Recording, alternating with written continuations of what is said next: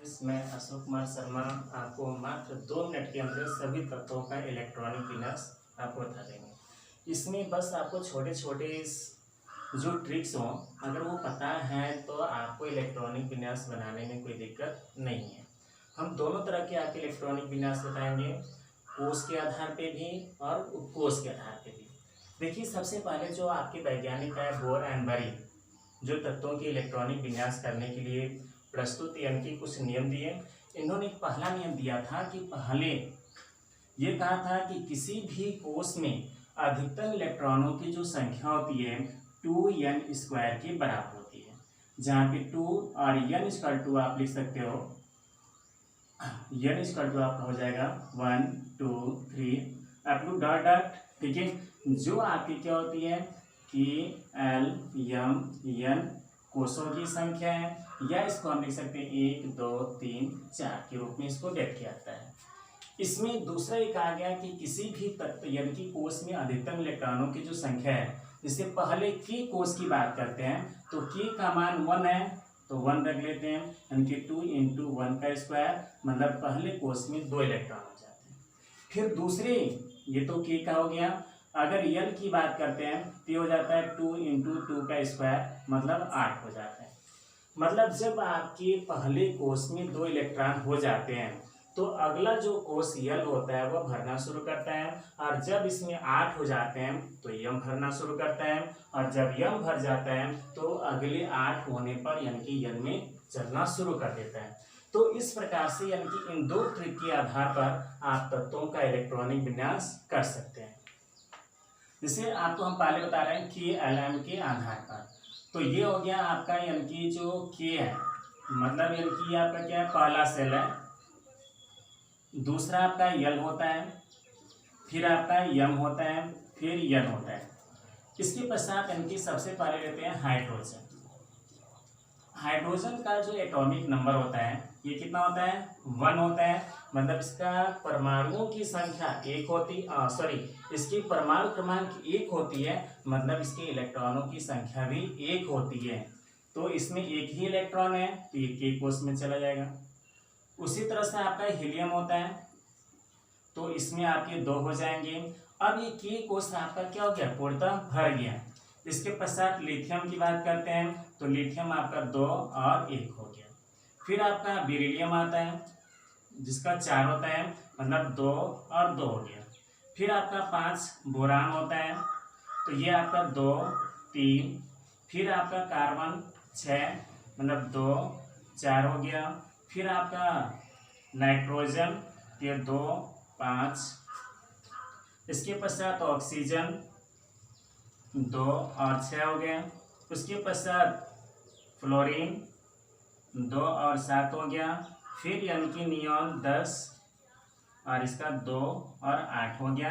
मतलब जैसे ही 8 पूरा हुआ तो इसके पश्चात आपका जो सोडियम होता है, तो सोडियम का अगर इलेक्ट्रॉनिक विन्यास करते हैं, सोडियम का 11 होता है तो इसको लिखते हैं 2 8 और 1। मतलब ये तब तक यानी कि भरता रहेगा कि जब तक इसमें 8 न हो जाए, मतलब इसके लिए के हो गया, यन हो गया और यम हो गया। तो इस आधार पे हम तत्वों का इलेक्ट्रॉनिक विन्यास कर ले। इसमें आपको बता रहे थे कि के एल एम के आधार पे आपने देखा कि आप यानी कि 30 तक के जो तत्व हैं उनका आसानी से इलेक्ट्रॉनिक विन्यास कर सकते हैं।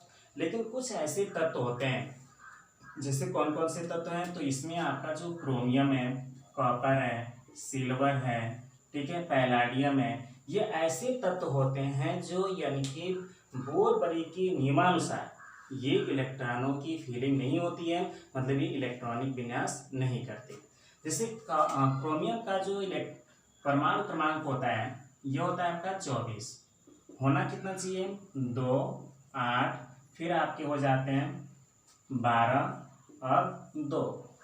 ये इसके बोर-बरी के अनुसार होना चाहिए, मतलब 2 8 10 10 और 12 आपके 22 22 तो 24। लेकिन जो यानी कि बोर-बरी के अतिरिक्त देखा जाए ये तो बोर-बरी के अनुसार है, मतलब बोर-बरी जो अब तक आपको इलेक्ट्रॉनिक विन्यास बताया गया उसके अनुसार क्रोमियम का जो इलेक्ट्रॉनिक विन्यास होना चाहिए 2 8 12 और 2। लेकिन ये चूंकि बोर-बरी के नियम का अनुपालन नहीं करता, तो इसका जो सही इलेक्ट्रॉनिक विन्यास है, ये सही यानी कि जो इलेक्ट्रॉनिक विन्यास है, यह विन्यास हो जाता है 2, 8, 13 और 1।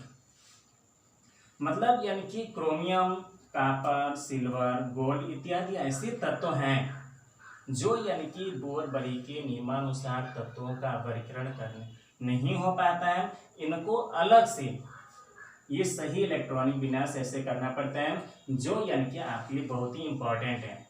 एंट्रेंस एग्जामों में आपसे पूछ दिया जाता है कि क्रोमियम का सही इलेक्ट्रॉनिक विन्यास है, तो हम लोग करते क्या है कि बोर-बरी के नियमानुसार यानी कि लिख देते हैं और हम लोग समझते हैं सही है, लेकिन ये क्या होता है, ये एक्सेप्शन है, अपवाद है।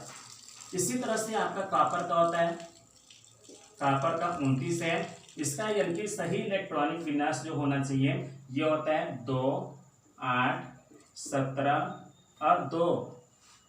ये इसका सही इलेक्ट्रॉनिक विन्यास नहीं है बल्कि बोर-बरी के अनुसार है, लेकिन इसका सही इलेक्ट्रॉनिक विन्यास आप लिखते हैं कि होता है 2, 8, 18 और 1 हो जाता है। तो इस तरह से यानी कि कुछ ऐसे तत्व रहे जो यानी कि बोर-बरी के नियमानुसार ये अपने इलेक्ट्रॉनिक विन्यास को व्यक्त नहीं करते हैं, जिसको अपवाद कहते हैं। मतलब ऐसे तत्व जो बोर-बरी या आप-बाव नियम के अनुसार इलेक्ट्रॉनिक विन्यास प्रदर्शित नहीं करते हैं, यह इनके अपवाद कहलाते हैं। देखिए, अभी तक आपको हम बता रहे थे कि कोषों के आधार पे तत्वों का इलेक्ट्रॉनिक विन्यास कैसे करते हैं। अब ये जानते हैं कि उपकोष क्या है। तो जो आपका सेल कोष होता है, यह यानी कि क्या होता है, सब सेल से मिलकर बना होता है। जैसे के कोष में एक सब सेल होता है, एक ही उपकोष होता है। यल में 2 कोष होते हैं, यस और पी। यम में आपके 3 उपकोष होते हैं, यस, पी, डी, ठीक है। और यन में 4 उपकोष होते हैं, यस, पी, डी, एफ, ठीक है। तो इसके पश्चात यानी कि जो तत्वों का जो इलेक्ट्रॉनिक विन्यास होता है, इसमें ऑर्बिटल देखते हैं। तो इसमें आपकी जो ऑर्बिटल होती है, एक ऑर्बिटल होता है। पी में आपके 3 ऑर्बिटल होते हैं।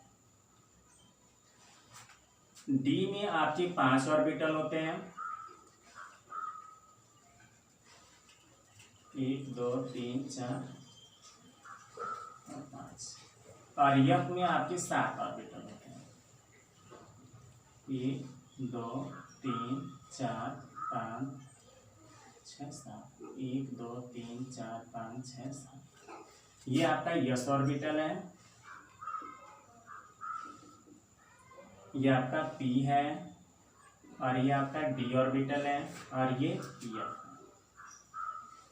इसमें यानी कि एक ऑर्बिटल में अधिकतम जो इलेक्ट्रॉनों की जो संख्या होती है, यस ऑर्बिटल में अधिकतम इलेक्ट्रॉनों की संख्या 2 होती है। पी में आपके 6 होते हैं, डी में 10 होता है, और एफ में 14 मैक्सिमम इलेक्ट्रॉन्स पाए जाते हैं। और इसी के आधार पर तत्वों का जो इलेक्ट्रॉनिक विन्यास है, यह कोषों के आधार पे हम कर सकते हैं। इसके लिए एक नियम होता है जिसको हम कहते हैं अफ-बाव का नियम। इस नियम के अनुसार ये कहा गया था कि इलेक्ट्रॉन सदैव उस कोष में प्रवेश करता है जिसके लिए उसकी एनर्जी मान जो होती है, यानी कि जो एनर्जी वैल्यू होती है, सबसे कम होता है। तो जब सबसे कम होता है तो सबसे कम वाले में ये प्रवेश करता है, और प्रवेश करने के पश्चात क्या होती है, यानी कि एनर्जी लेवल अगर यस का मान सबसे कम है तो पहले यस में जाता है, फिर पी में जाएगा, फिर डी में जाएगा, फिर एफ में जाएगा, ऐसे बढ़ता हुआ चला जाता है। इसके क्रम को जानते हैं। 3 इसमें आप अफ-बाव का जो नियम होता है, इसमें यानी कि तत्वों का इलेक्ट्रॉनिक विन्यास कैसे करते हैं, मतलब यानी कि किस कोष में सबसे पहले इलेक्ट्रॉन जाता है। तो इसके लिए यानी कि आपको बताया गया कि जो आपके उपकोष हैं 4 प्रकार के होते हैं, यस, पी, डी, एफ।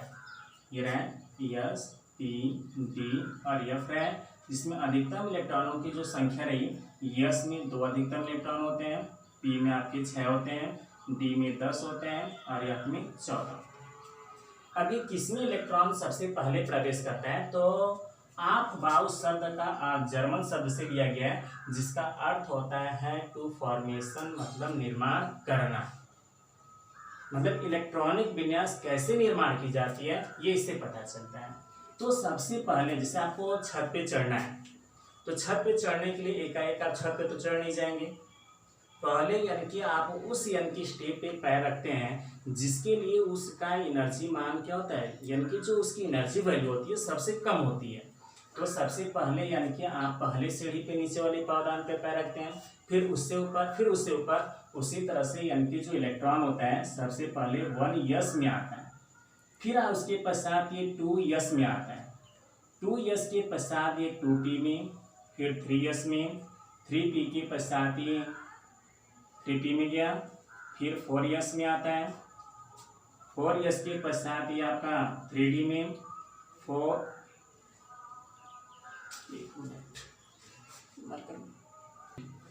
इसमें जो आपके इलेक्ट्रॉन होते हैं ये 3p में आते हैं, 3p से आपके 4s में आ गए, 4s के पश्चात ये 3d में, फिर 4p में, 4p से 5s में, 5s के पश्चात ये पुनः आपके जाते हैं 4d में, फिर 5p में, फिर आपका 6s में, उसके पश्चात ये f में जाता है। ऐसे ही इस तत्वों का यानी कि जो सीरीज होता है चलता रहता है।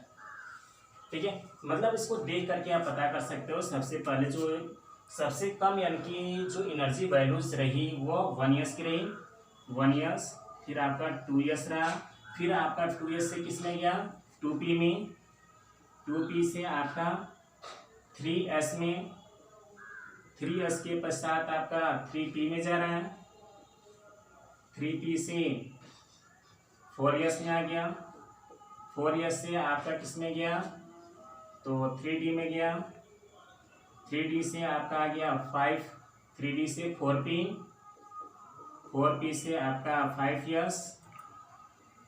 तो इस तरह से यानी कि आपका क्या होता है, जो इलेक्ट्रॉन्स के लिए ऊर्जा का जो मान होता है क्रमशः बढ़ता हुआ चला जाता है, और इसी के आधार पर हम किसी भी तत्व का इलेक्ट्रॉनिक विन्यास कर सकते हैं।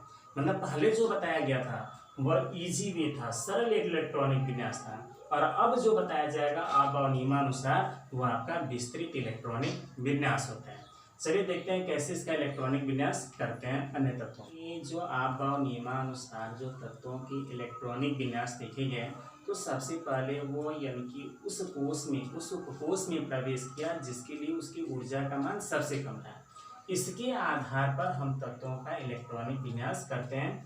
तो एक एक करके हम लोग देख लेते हैं। पहला है आपका हाइड्रोजन, जिसका एटॉमिक नंबर 1 होता है, और इसमें एक ही सबसेल होता है 1s, और इसमें एक इलेक्ट्रॉन होता है। उसके पश्चात आपका दूसरा हीलियम होता है, इसमें भी एक ही आपका कोष होता है कि होता है, तो हो जाएगा 1s2। अब यस में अधिकतम इलेक्ट्रॉन 2 होने थे और 2 हो भी गए। अब इसके पश्चात यानी कि किस में जाएगा तो 2s में जाएगा। तो लिथियम को देखते हैं, लिथियम का होता है 3, ये हो जाएगा 1s2 और 2s1। इसके पश्चात बेरिलियम का देखते हैं, तो ये हो जाता है 1s2 2s2। बोरान का देख लीजिए, अब ये यस आपके क्या हो गए, दोनों यस भर गए, अब किस में जाएगा p में जाएगा। ठीक है, तो ये 5 हो गया, मतलब हो जाएगा 1s2 2s2 2p5। अब ये 1 जो है ये कहाँ तक जाएगा, जब तक p में 6 इलेक्ट्रॉन न हो जाए।